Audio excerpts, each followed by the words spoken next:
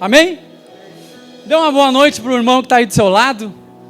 Diz que bom que você está aqui na casa de Deus. Você poderia estar em qualquer lugar, mas como foi ministrado na penúltima música, você pode se assentar, por gentileza?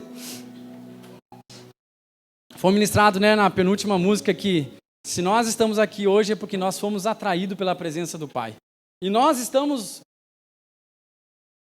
na quinta semana da nossa série que nós estamos abordando sobre conversão.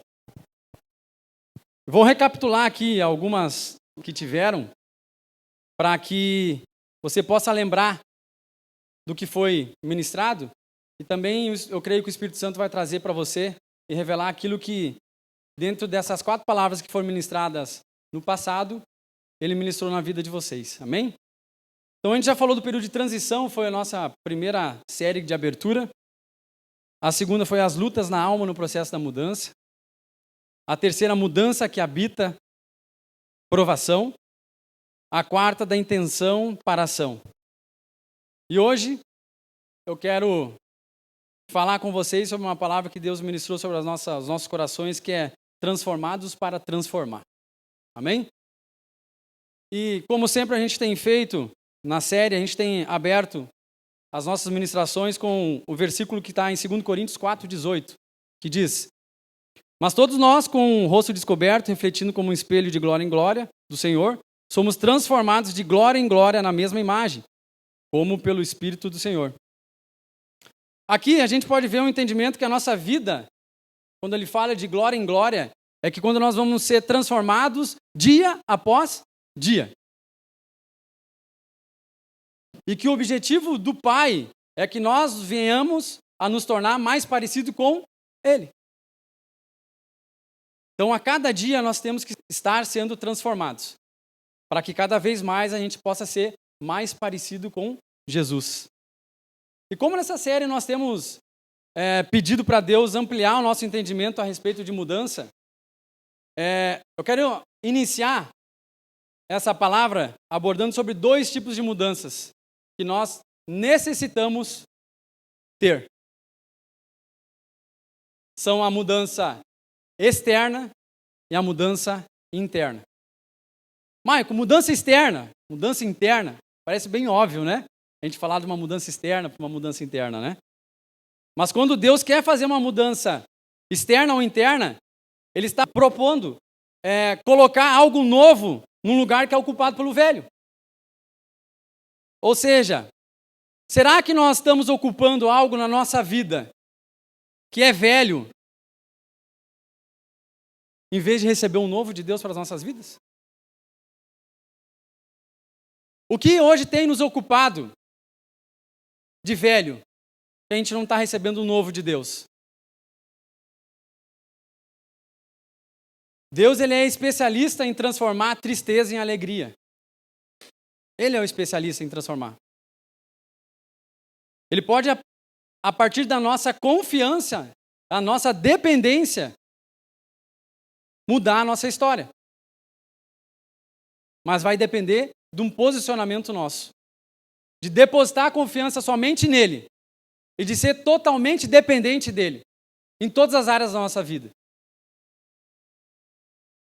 A mudança ela pode ser dada então para o lado externo, como do lado de dentro ou do lado de fora. O Senhor muda aquilo que enfrentamos, ou Ele nos muda. É verdade que em alguns momentos Deus ele opera determinadas circunstâncias que nos entristecem.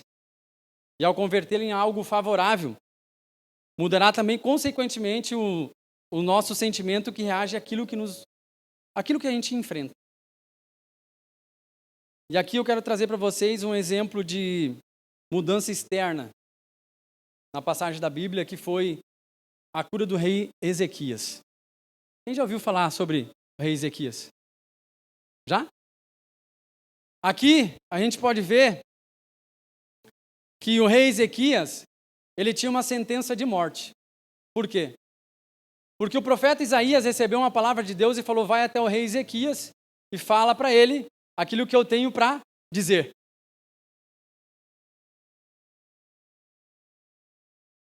E logo profeta Isaías obedeceu a palavra de Deus e foi até o rei Ezequias.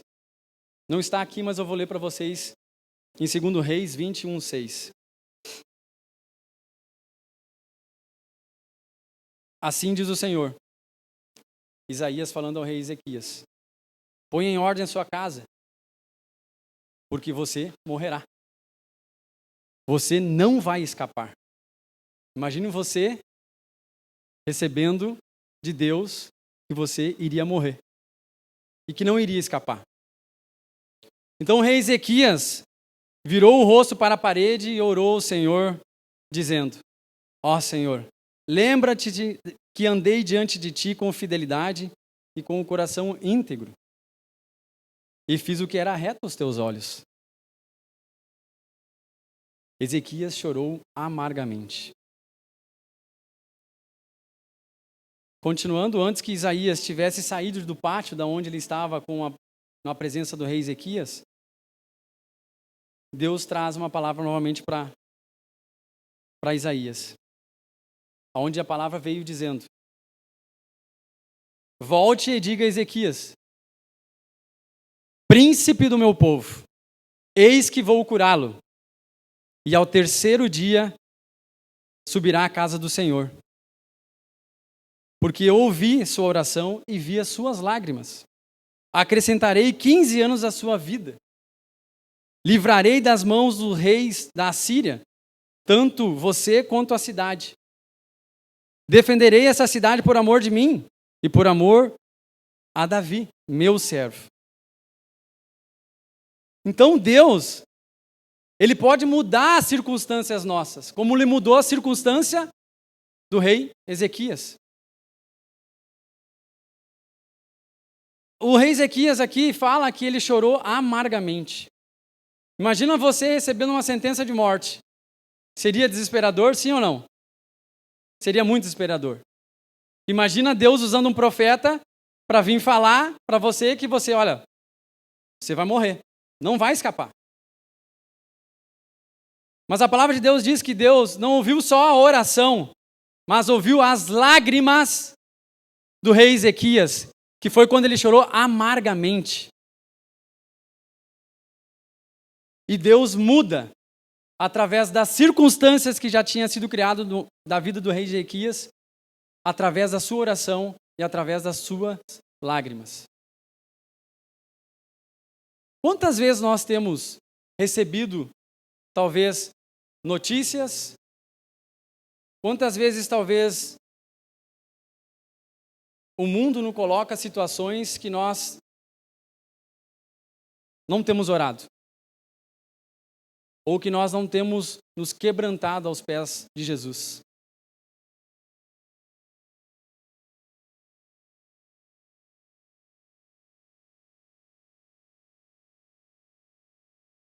É verdade que em momentos em que Deus opera em determinadas circunstâncias. Mas primeiro, Ele quer operar no nosso interno. Se fosse nas circunstâncias, todas as vezes que Deus fosse agir, seria muito fácil para nós. Porque se eu tenho um obstáculo aqui, Deus vai lá e tira o obstáculo, que é a circunstância que está nos levando a decisões erradas, a não chegar na presença dEle, a não derramar as nossas lágrimas aos pés da cruz. Porque Ele pode muito bem converter essas circunstâncias em algo favorável para nós. A mudança interna, quero ler com vocês em Hebreus 5, 7, 9, também não está aqui no slide, mas eu anotei. É que Jesus diz, né, lá em Hebreus 5, 7 ao 9, diz: e ele, Jesus, nos dias da sua carne, como nós, aqui na terra, tendo oferecido com um forte clamor de lágrimas, orações e súplicas, a quem podia livrar da morte, tendo sido ouvido por sua causa da sua piedade. Versículo 8, embora sendo filho, aprendeu a obediência pelas coisas que sofreu. E o 9, e tendo sido aperfeiçoado, tornou-se o autor da salvação eterna para que todos os que lhe obedecem. Nessa passagem aqui mostra a angústia que Jesus tinha pela expectativa da cruz. Ele, como se fez carne, como nós, homens aqui, Ele sofreu as mesmas angústias que nós sofremos aqui na terra. E quando ele está ali no monte orando, ele está muito aflito, ele tem os mesmos sentimentos que nós temos. E ali ele estava pedindo para que Deus pudesse passar dele aquele cálice que seria a morte dele de cruz. Mas o apelo de Jesus para que ele fosse livrado da morte foi respondido não pelo seu livramento para a cruz, mas sim pela ressurreição dele lá após a morte dele. Então Deus deseja que eu e você, meus irmãos, saibamos que Ele se importa conosco. E Ele age em nosso favor. Ele muda algumas circunstâncias improváveis e até mesmo impossíveis na nossa vida. Mas vai depender de onde está o nosso coração. O nosso coração está em um relacionamento íntimo com o Pai? Ou nós vamos usar Deus só como se fosse uma caixinha de remédio, né? Quando a gente está ruim, a gente vai lá e toma um remédio. Será que nós vamos usar assim também, a buscar a Deus e o Espírito Santo, que quando nós tivemos só problemas? Então, para nós sermos transformados, ele é um passo diário, meu e o seu, de caminhada com Cristo, dia a dia.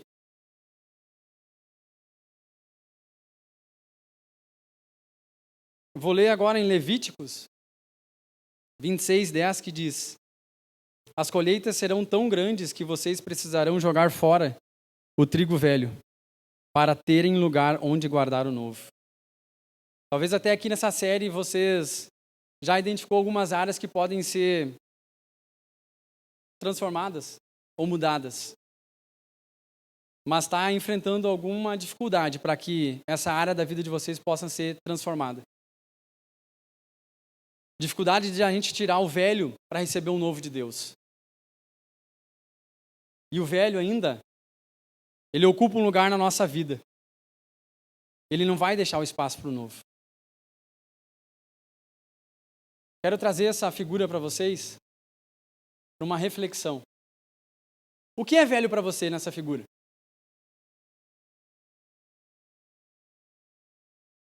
Eu tenho do meu lado esquerdo, né, do lado direito de vocês, eu tenho um Gol GT ali, 1992, 93, quem conhece mais de carro pode me corrigir.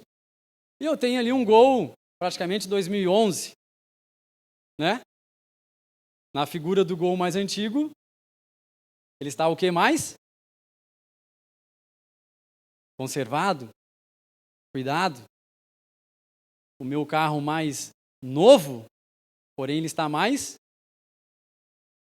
destruído, está mal cuidado. Como está a nossa vida?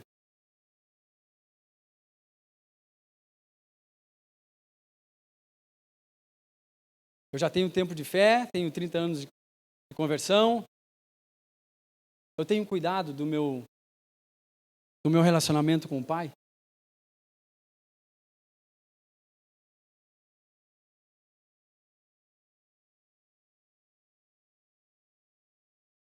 A gente precisa deixar o Espírito Santo nos mostrar,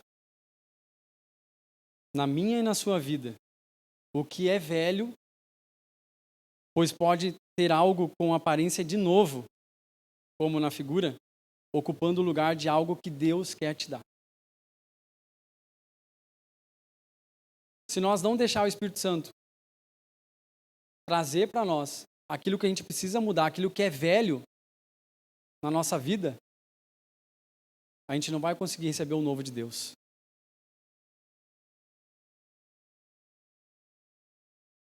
Em Lucas 5, 37 e 39, diz: Jesus fez também essa comparação. Ninguém corta um pedaço de roupa nova para remendar uma roupa velha. Se alguém fizer isso, estraga a roupa nova. E o pedaço de pano novo não combina com a roupa velha. Quem já tentou fazer isso? Pegar uma roupa velha, tem uma roupa velha, não, tem uma roupa nova, tem uma roupa velha. Rasgou a velha, vou lá e coloco um remendo da roupa nova na velha. Vai dar certo? Vai dar certo? Não vai dar certo. Ninguém põe vinho novo em odres velhos. Se alguém fizer isso, os odres arrebentam e o vinho se perde, os odres ficam estragados. Não, vinho novo deve ser posto em odres novos. E eu creio que, através dessa palavra dessa noite, você vai entender porque Jesus usou o odre para comparar as nossas vidas, para receber algo novo sem que se perca nada do odre. Alguém já viu falar ou já pesquisou como que é a confecção de um odre? E o porquê servia o odre nos tempos antigos e até hoje? Se tem o odre? O odre nada mais é que essa pele. Essa pele, existe um processo até chegar a esse odre final. O odre é quando nós colocamos o vinho novo. O odre ele é feito de uma morte de um animal, pode ser de cabra, pode ser de ovelha, aonde lá o Michael mata um animal, né? Tira a pele intacta, para não gerar nenhum tipo de buraco ou alguma imperfeição na pele. Ele recebe um tratamento para que depois eu possa colocar o vinho. Mas, Michael, o que tem a ver o odre com as nossas vidas? Primeiro, existe a morte do animal, que significa a morte nossa, da velha natureza. Em Romanos 8:10 diz, se Cristo está em vós, o corpo, na verdade, está morto por causa do pecado, mas o Espírito vive por causa da justiça. Então, quando nós nos tornamos um com Cristo, nós deixamos as coisas velhas já se passaram, eis que fez tudo novo. Então eu tenho uma morte para a natureza, para a minha velha natureza. Quando eu me posiciono para andar com Cristo. E quando eu ando com Cristo, eu tenho uma vida repleta da presença de Deus. É quando nós devemos caminhar, nos transformando dia a dia, para que nós possamos receber o vinho novo sobre as nossas vidas. E olha que interessante, matei o animal, tirei a pele, e agora existe um processo de tratamento dessa pele.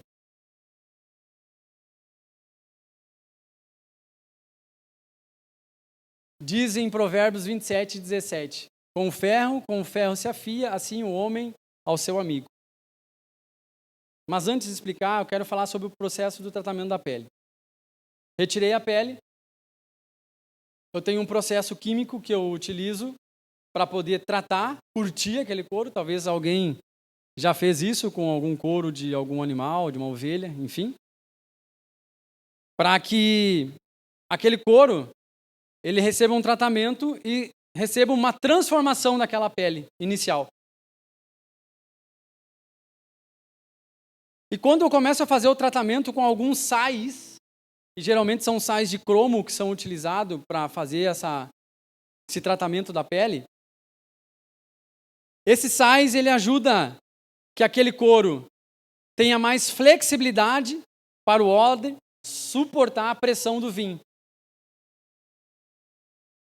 Ou seja, quando eu tenho a fruta, a uva, eu faço o suco da uva, eu já tenho o odre já confeccionado para poder colocar o meu vinho. Só que quando eu coloco o vinho sobre o odre, internamente do odre, ele recebe uma transformação natural do vinho, de uma passagem do suco para o vinho. Ou seja, quando eu fecho o meu odre, ele recebe uma transformação, ele libera gases, que é uma fermentação natural da própria uva, da própria fruta. Se eu tivesse num odre velho com um vinho novo, o odre velho não suportaria o vinho novo. Por quê? Porque é tão forte a pressão dessa transformação do vinho novo, da transformação desse processo do suco para o vinho, que o odre velho se romperia. E por isso que a palavra de Deus fala que ninguém põe vinho novo em odres velhos. Se alguém fizer isso, os odres rebentam e o vinho se perde. E os odres ficam estragados.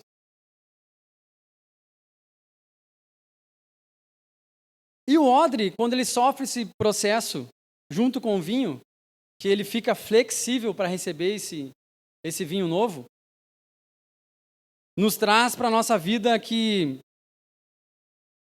nós devemos ter a importância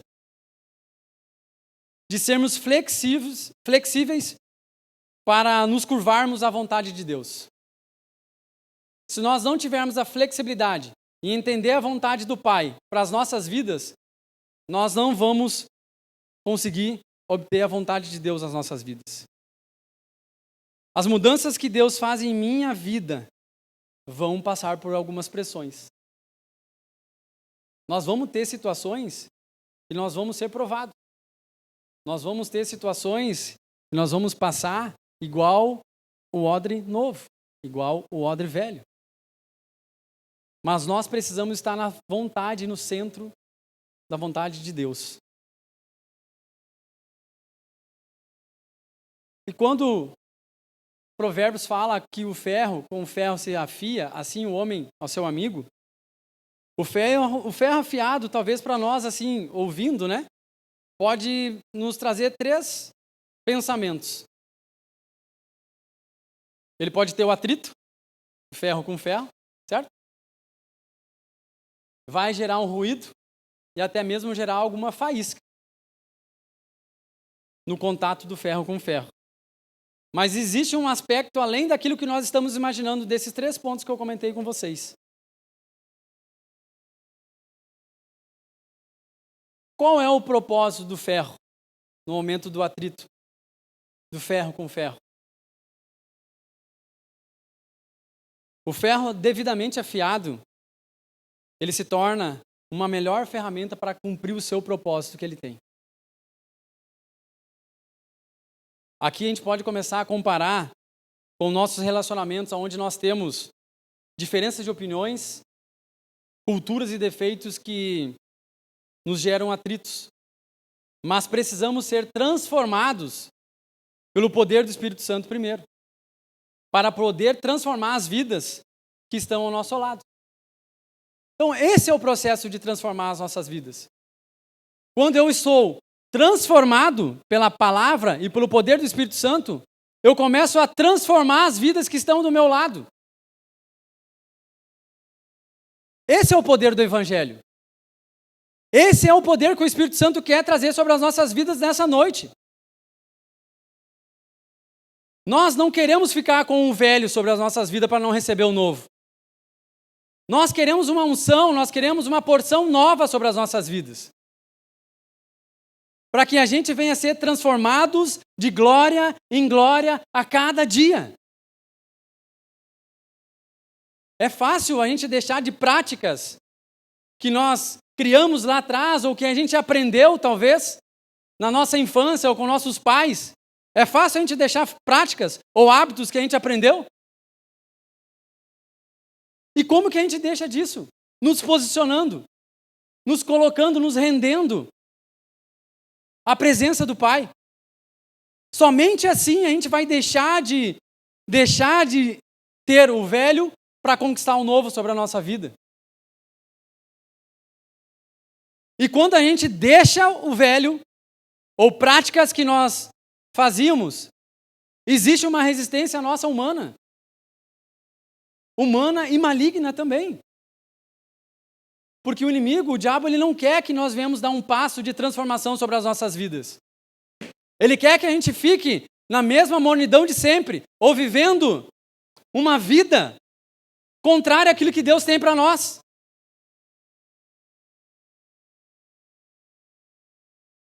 Mas só vai acontecer a transformação na minha vida ou na vida sua se nós nos posicionarmos, se nós despertarmos. E não é amanhã, é hoje. É hoje. E quando nós deixamos coisas velhas para trás, talvez Deus já tenha falado para você deixar algo para trás. Vai doer? Vai doer. É como eu falei, não é confortável. Aquilo vai me gerar uma tristeza, talvez, para alguma prática que nós fazíamos e que agora eu tomo um posicionamento e deixo de fazer a prática velha para uma prática nova. Mas o vinho aqui no odre, ele é representado como uma porção de alegria. Então, quando eu deixo as coisas velhas para trás e recebo o novo de Deus, Deus traz o vinho para que se torne a alegria sobre as nossas vidas. Esse é um processo de transformação para nós. E nós precisamos sermos totalmente dependentes da presença do Espírito Santo sobre as nossas vidas. Porque sozinhos, meus queridos, nós não vamos conseguir. Não vamos conseguir. É somente atraindo a presença do Espírito Santo sobre as nossas vidas. Para que nós, a cada dia, possamos, um passinho de cada vez, sermos transformados a cada dia. Há um caminho de santidade até a vinda dele. Já falamos da morte do animal, que é a nossa morte da nossa velha natureza. Falamos já que existe um processo de construir esse odre, que é um processo químico. Existem alguns sais para aumentar, né, a flexibilidade, a maciez desse couro, para que assim então possa ser colocado o vinho novo. E nós temos a costura. A costura desse odre, para que não vaze nada desse vinho novo. E a costura simboliza na nossa vida fechar as nossas brechas. Qual brecha que hoje eu e você temos deixado? Para que o inimigo ele possa atuar na nossa vida com legalidade. O que hoje eu tenho deixado? O inimigo tem atuado. Eu tenho costurado as brechas? Eu tenho costurado o meu odre para receber mais da porção de Deus sobre a minha e a sua vida? Em 1 Pedro 5,8 diz que sejam sóbrios e vigiem. O diabo, o inimigo de vocês, anda ao redor como um leão, rugindo e procurando a quem possa devorar. Essa metáfora aqui, ela transmite uma força e o poder destruidor do diabo. Ela acentua uma necessidade minha e de você de estarmos cada vez mais em vigilância. Se nós não estivermos vigiando, estarmos cada vez mais atraindo a presença do Pai sobre cada dia que passa na nossa vida, a palavra diz que o diabo ele anda como um derredor nosso, como um leão, rugindo para o quê? Para tragar nós. Para eliminar nós. Esse é o objetivo de Satanás. É destruir as nossas vidas.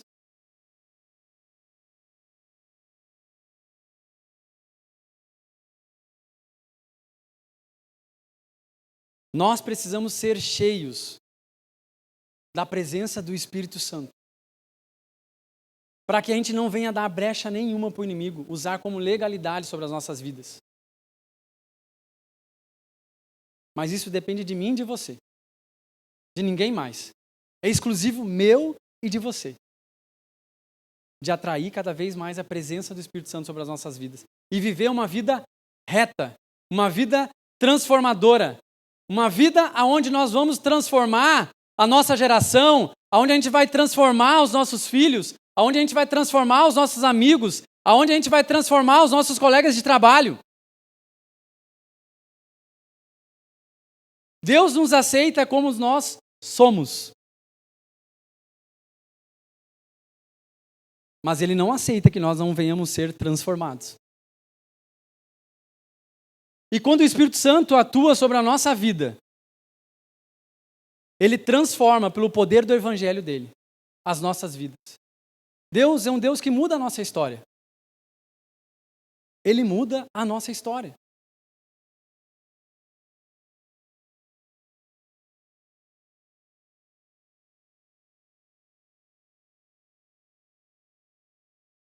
Nós precisamos ser cheios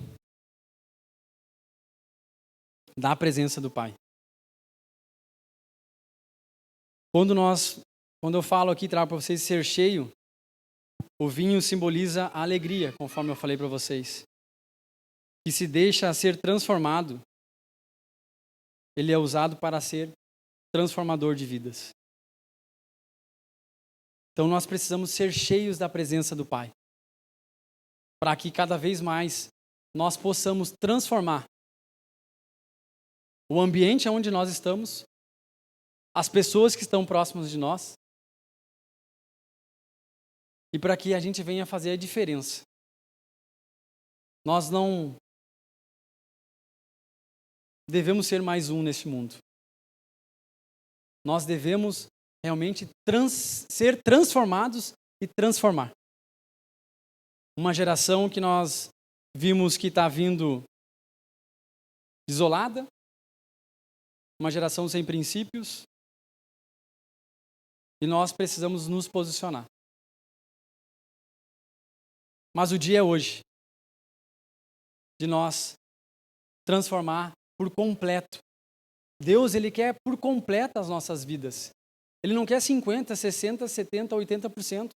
Ele quer 100% das nossas vidas. Ele quer um relacionamento íntimo com Ele. Ele quer que nós venhamos a nos dobrar o joelho e reconhecer as nossas fraquezas. E humildemente nós pedirmos perdão para Ele, genuinamente. Porque quem se deixa ser transformado é usado para transformar. Quem se deixa ser transformado é usado para transformar.